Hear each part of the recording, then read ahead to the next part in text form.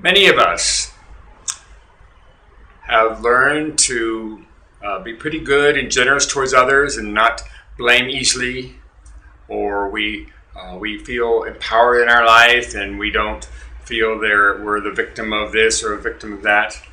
Yet there's certain circumstances where we can be triggered to be the victim again.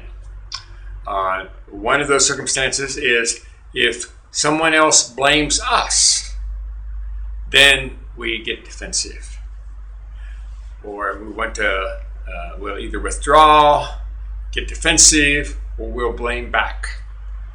So this is a special opportunity for just say, oh, isn't that interesting?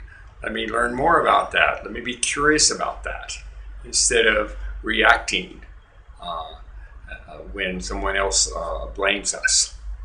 Another situation is when another person is a victim and we become a victim of them being a victim.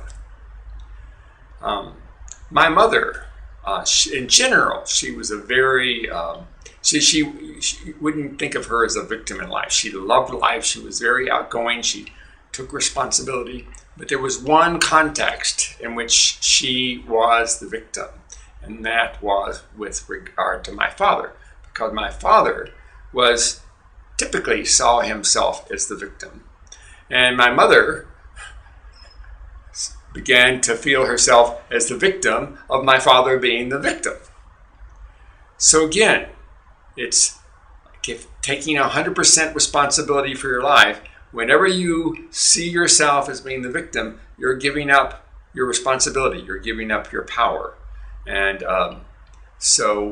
and it's time to take a deep breath, to choose some courage, and see how you can shift your attitude in those situations.